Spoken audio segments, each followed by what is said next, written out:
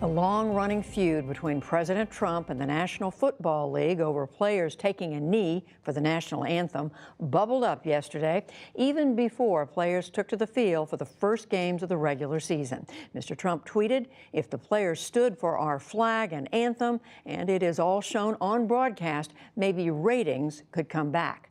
William Brangham explores the months-long dispute. By some measures, the NFL is in great shape. Football games are consistently the most popular events on TV, and owners are making millions. But the NFL is also wrestling with multiple scandals: horrible violence committed off the field by players, the growing awareness that players' bodies and brains can be irreparably damaged by the game, and of course the political protests by some players which have been amplified and attacked by President Trump. New York Times political reporter Mark Leibovich spent 4 years in and amongst the owners and players of pro football, and he's just out with a new book, Big Game: The NFL in Dangerous Times. Welcome to the NewsHour. Good to be with you. So many people are going to know you as a political reporter. They'll remember your last book, This Town, which was all about Washington, D.C. Right. I'm just curious what it was like for you spending all these years chronicling and covering Washington, and then now immersing yourself in what, to my eye, feels like a very different world. To my eye, it did too. I wanted a respite from politics. I needed a break. And as it turned out, I jumped into the NFL swamp, and the respite from politics probably lasted about 2 minutes or so. There was no escape from politics in the NFL, and that includes league politics. I mean, getting sort of immersed with the owners and the commissioner and a bunch of players. You realize that the backbiting and the elbowing that goes on in Washington is very comparable to what you see in this organization. But then, obviously, Donald Trump got involved, and the NFL has become this hobby horse of his, and he thinks it's a winning political issue for him, and he sort of jumped on it. You actually uncovered a tape of owners talking about the difficulty they were having in this. What did you find?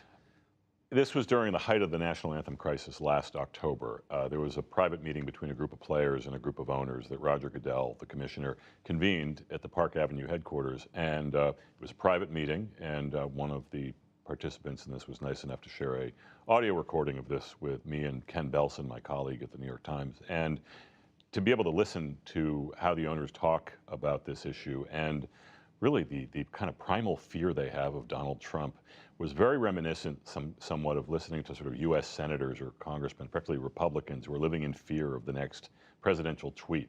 It's like you have a sense of someone who is kind of manipulating events from afar. And I was amazed at how scared they sounded, how confused they sounded, and also how short-sighted they sounded. I mean, they are sitting at the top of a multi-billion-dollar empire. They can just print money. I mean, it's not going to go away anytime soon. And yet they're just worried about the next tweet. You also spend a lot of time in the book and personally with Tom Brady, the NFL's golden boy, marquee man. And you admit heavily in the book that you are a diehard Patriots fan. I think you refer to it as the disease you contracted early on. Yeah. What was that like for you? Tom Brady is a very good guy. I was able to write a profile of him for the Times Magazine a few years ago. And look, I've interviewed presidents and all kinds of CEO, celebrity types. I don't think I've ever been as nervous as when I sort of got to meet, like, you know, I got to be a fanboy. It's a kind of pathetic thing to admit, but it's sort of true. And yet in the book, you're not, you don't go easy on him. I mean, you're tough on him. You do point out, especially with regards to this holistic mind-body thing he's doing with his guru trainer fellow. Look, I mean, this is an absurd world we're talking about. And these are worlds of incredible wealth and incredible ego, incredible accomplishment, incredible success, but also incredible insularity. And I think, you know, it's incumbent upon me to sort of tell what this anthropology is like and how it's different from what you and I are used to. The subtitle of the book, as we described, is The NFL in Dangerous Times. I mentioned a few of the things that might be icebergs in the water. What do you see as the most dangerous things for the NFL? Well, I mean, I would say the two things. One are definitely health and safety, and, you know, concussions, and like the realization that the NFL is just going to be unsafe at any speed. Players keep getting bigger, faster, stronger, and you can probably influence it around the margins with some rule changes or some equipment changes. But ultimately, that's not going to change in any big way, except that the research is going to keep showing us that it's very dangerous, and the more dead players' brains become available, the more awareness is going to be, and people are going to make hopefully informed decisions about whether they want to be a part of this. The other thing I think is just the technological and cultural change around cord cutting and technology change, and also just the idea that people have so many more options in entertainment, and there's just no sense that football has the room to grow that they might think it is. On the issue of the concussions and the degenerative brain disease, Your book is filled with examples of players and owners and people on the margin saying, I don't want to talk about concussions, I don't want to address that.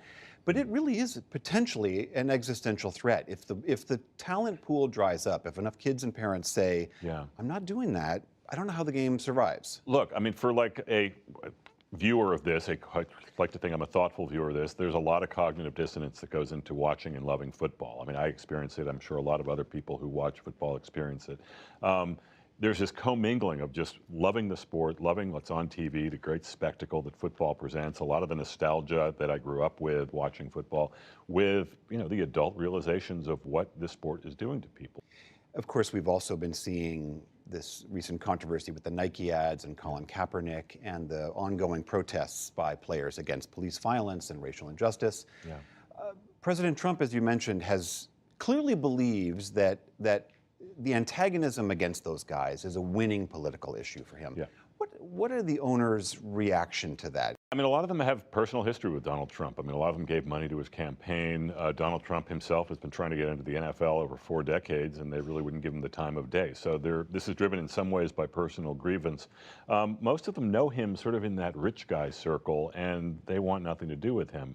And yet now they have to deal with him because he's sitting in the White House and he's decided to sort of heckle from the bully pulpit. And I assume we'll be hearing a lot more from him as we get closer to the midterm elections. Your book also spends a good deal of time dissecting the career of NFL Commissioner Roger Goodell.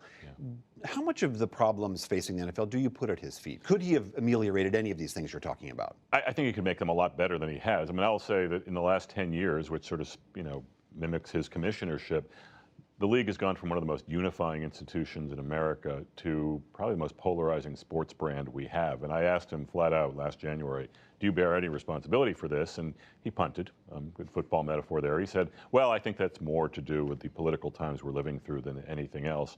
And it's probably true, but it's also, I mean, it's not, I don't think it's a healthy thing for the league to have a commissioner that is despised as widely as he is by the fans of the NFL and by a lot of the players of the NFL. I mean, yes, he makes people a lot of money, but this is 32 really rich guys, and I think the rest is sort of a drain on the brand in some ways.